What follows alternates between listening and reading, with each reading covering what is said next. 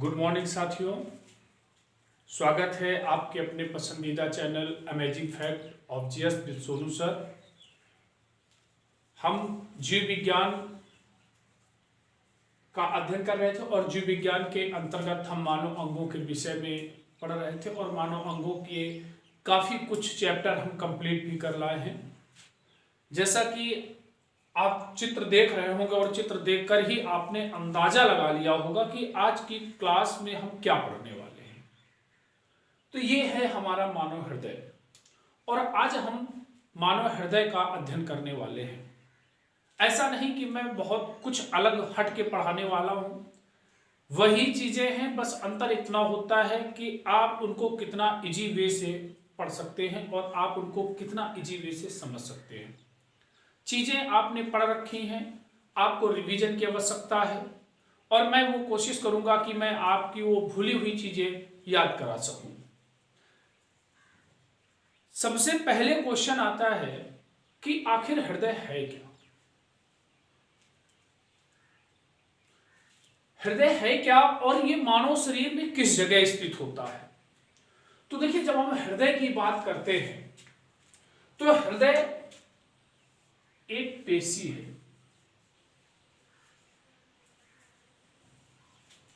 अब पूछा गया कि हृदय कौन सी पेशी है, तो हृदय एक हृदय पेशी के अंतर्गत आता है।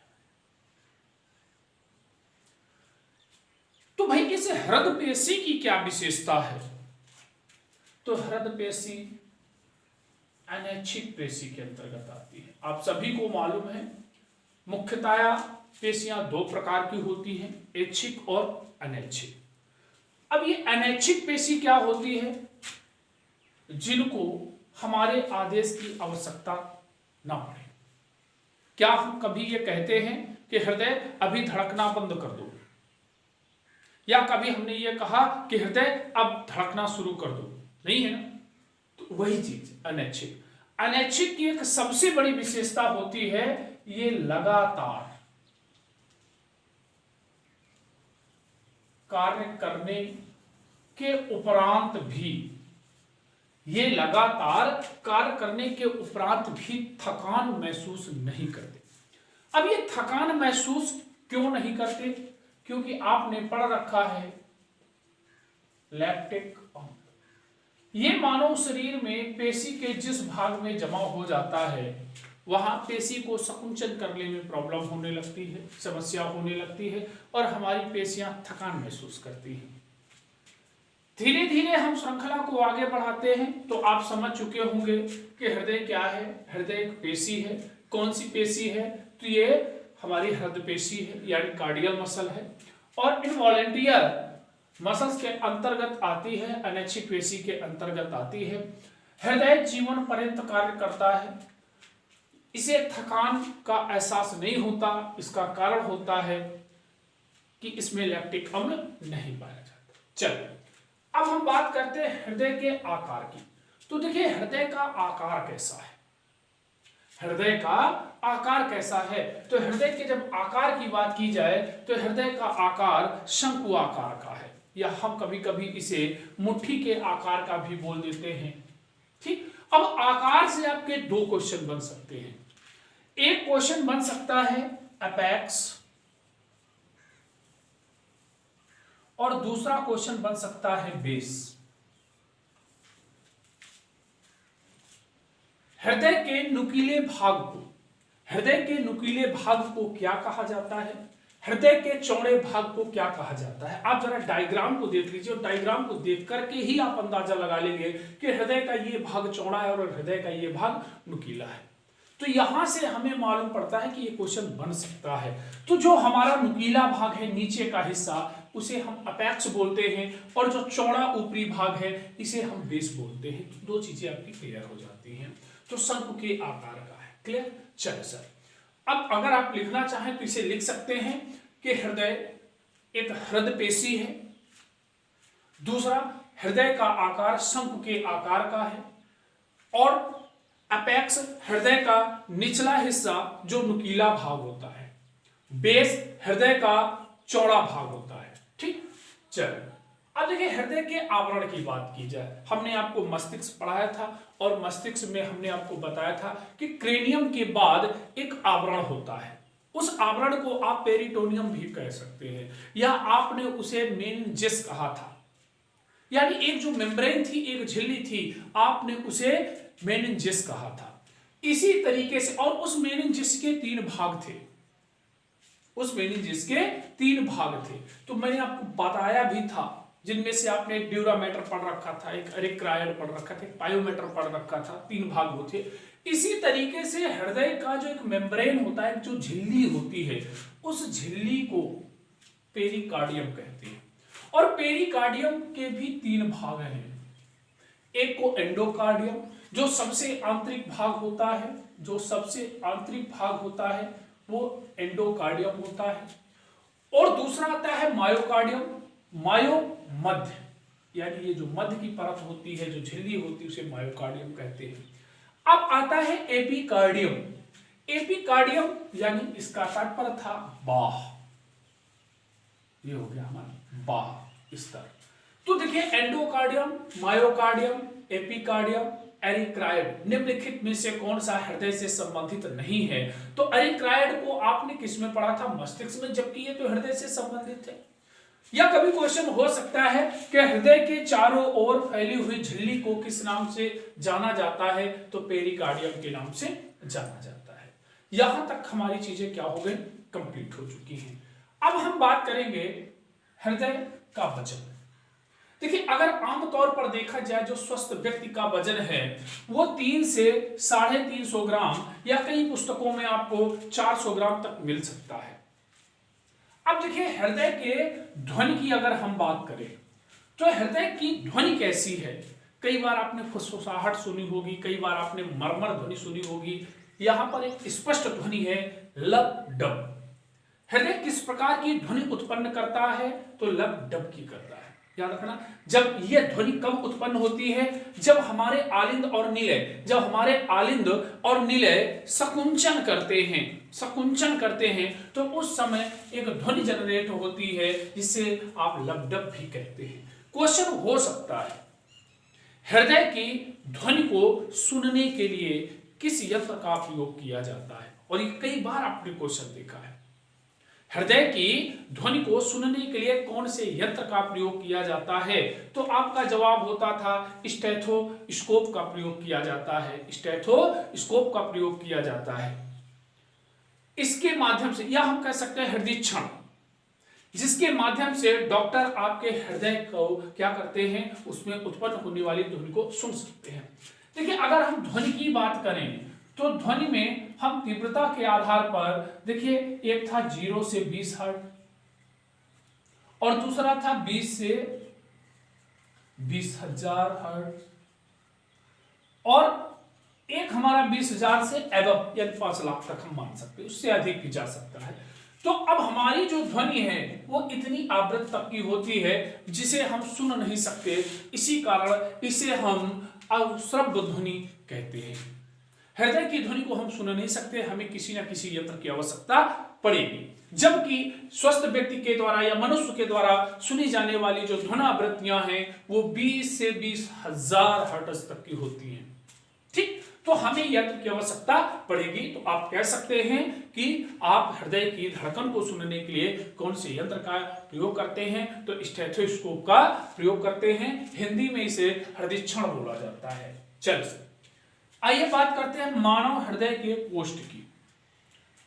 How many chamber of human heart? कई बार यह पूछा गया है कि मानव का हृदय कितने कोष्ठी होता है? तो देख लीजिए 1, 2, 3, 4, यानी अगर हम देखें 2 आलिंद और 2 निलय मिला दें तो कितनी हो जाता है? 4। जबकि आपको मालूम है मछलियों में यह पाया जाता है 2 कोष्ठी, उभयचरों में पाया जाता है 3 कोष्ठी और मनुष्य में पाया जाता है 4 कोष्ठी। तो ये क्वेश्चन यहां से बन सकता है, मनुष्य का हृदय कितने कोष्ठी होता है? तो मनुष्य का हृदय 4 कोष्ठी होता है। चलिए अब हम थोड़ा आगे और बढ़ने की कोशिश करते हैं। अगर हम बात करें हृदय की स्थिति की, हृदय की स्थिति की, बहुत इंपॉर्टेंट पॉइंट रहेगा।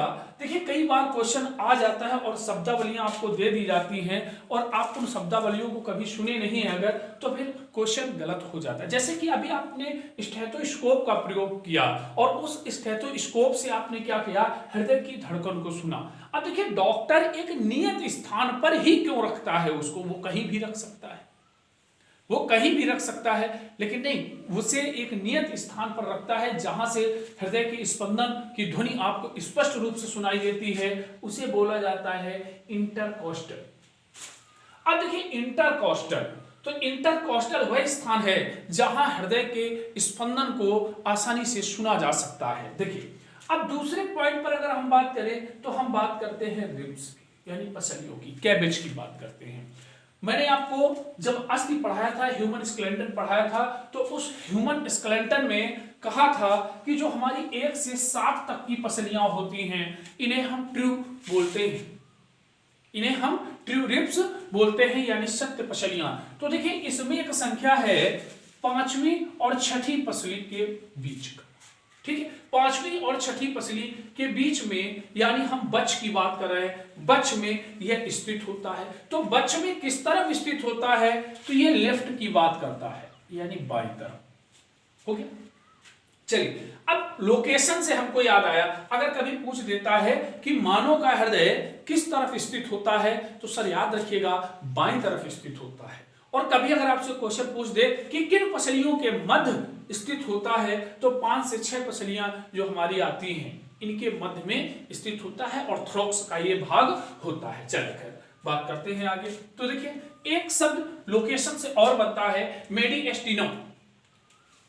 किसी व्यक्ति का हृदय बाईं तरफ स्थित है, उसके लिए कौन सा शब्द उपयुक्त होगा, तो उसके लिए एक शब्द उपयोग होता है मेडिएस्टिनम। ये हृदय जब बाईं ओर स्थित होता है तो उसे मेडिएस्टिनम नाम दिया जाता है। अब देखिए दूसरा एक शब्द आता है डेक्स्ट्रोकार्डियम। ये डेक्स्ट्रोकार्डियम क्या होता है, किसी कारणवश, मैंने कहा ना संसार अपवादों से भरा हुआ है, तो किसी कारणवश या कोई भी ऐसा कारण हो सकता है जिसके कारण हृदय बाईं ओर विस्तारित न होकर दाईं ओर विस्तारित हो जाता है, उसके लिए हम एक डेक्स्ट्रोकार्डियम शब्द का प्रयोग करते हैं। तो इस तरीके के व्यक्तियों में डेक्स्ट्रोकार्डियम तब कहा जाएगा जब आपका हृदय दाईं तरफ होगा। देखिए कारण एक और आ जाता है, बाईं तरफ गोली लगने की अपेक्षा दाईं तरफ गोली लगने से व्यक्ति क्यों बच जाता है, उसका कारण यही होता है क्योंकि मानव का हृदय बाईं तरफ स्थित होता है। लेकिन अगर किसी डेक्स्ट्रोकार्डियम पर्सन को गोली मारा जाए तो उसके कौन से हिस्से पे गोली मारी जानी चाहिए, तो उसके दाईं तरफ, यानी उसका हृदय किस तरफ विस्तारित है, दाईं तरफ विस्तारित है। तो ये तो थी इसकी लोकेशन, ये हमारे हृदय की लोकेशन थी। देखिए अब हम नेक्स्ट बात करते हैं मनुष्य के हृदय को एक बार धड़कने में लगा समय। मनुष्य का जो हृदय है वो एक बार धड़कने में कितना समय लेता है, तो बेटा जी कई बार यह क्वेश्चन आया हुआ है, ध्यान रखिएगा।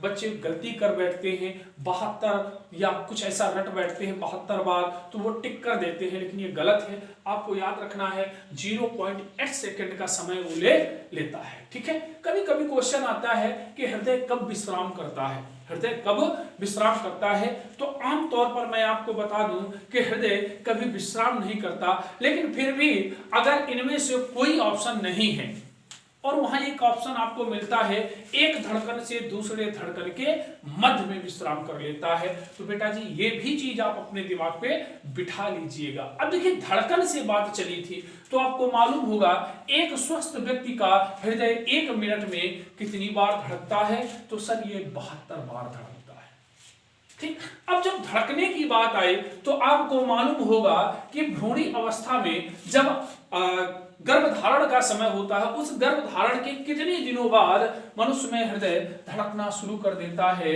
तो वो 23 दिन बाद धड़कना शुरू कर देता है। यहां से क्वेश्चन और बन जाता है कि भ्रूणी जनन स्तर में हृदय का निर्माण कौन सी अवस्था में होता है, तो देखिए मैं कई बार ये चीजें बता चुका हूं, एक्टोडर्म, मीसोडर्म, इंडोडर्म। ध्यान रखो, यहाँ पर आपका हो जाएगा मीसोडर्म अवस्था होती है और इस मीसोडर्म अवस्था में आपके हृदय का निर्माण होता है। तो देखिए धीरे धीरे चीजें आपकी प्लस होती चली जा रही हैं। अंतिम पॉइंट में आने से पहले मैं एक बार आपसे फिर बात करना चाहूंगा पेरिकार्डियम की। जैसा कि आपने मस्तिष्क को पढ़ रखा था और मस्तिष्क की परतों के मध्य में जो द्रव भरा था, बहुत इंपॉर्टेंट पॉइंट है, तो वहां पर आपने सेरिब्रोस्पाइनल लिक्विड की बात की थी। इसी तरीके से पेरिकार्डियम झिल्ली के मध्य में जो द्रव होता है वो पेरिकार्डियल लिक्विड होता है। याद रखना, पेरिकार्डियल लिक्विड होता है। इतनी चीजें हमारी कंप्लीट हो गई। आइए बात करते हैं हृदय की धड़कन को नियंत्रित करने वाला मस्तिष्क का भाग कौन सा है। तो देखिए मैंने आपको बताया था मस्तिष्क का जो हमारा मेडुला ऑब्लोंगेटा होता है, यह श्वसन दर व हृदय की धड़कन को नियंत्रित करता है। अब यहां तक आपके पॉइंट धीरे धीरे धीरे धीरे कंप्लीट हो गए। कल हम इनके विषय में अलग अलग भागों की बात हम करेंगे। निलय का क्या कार्य है, आलिंद का क्या कार्य है, और सुपीरियर वेना कावा का क्या कार्य है, इंफीरियर वेना कावा क्या कार्य है, अरोटा क्या होता है, इन सारी चीजों का कल हम अध्ययन करेंगे। वीडियो ज्यादा बड़े ना बना करके छोटे छोटे वीडियो आपको दे रहे हैं ताकि आप इन चीजों को आसानी से समझ सकें और कई बार इनको पढ़ सकें। देखिए यहाँ पर एक पॉइंट और आपको मैं बताना चाहूंगा। जब कभी भी आपसे पूछा जाएगा कि हृदय का अध्ययन किसके अंतर्गत किया जाता है, तो सर याद रखिए हृदय का अध्ययन कार्डियोलॉजी के तहत किया जाता है। तो इतनी सारी चीजें आपकी कंप्लीट हो गई। ठीक है, आज के लिए हमारी क्लास यहीं तक रहेगी और मैं आप लोगों से गुजारिश करना चाहूंगा कि आप इसका बार बार रिवीजन करें। 2 से 3 बार आप देखेंगे, बहुत आसान भाषा में मैं आपको पढ़ा रहा हूं। इस बात की गारंटी होगी कि क्वेश्चन कहीं भी इधर उधर नहीं जा पाएगा। कल हम हर फंक्शन के विषय में बात करेंगे और उसके मूल स्ट्रक्चर के विषय में बात करेंगे। धन्यवाद।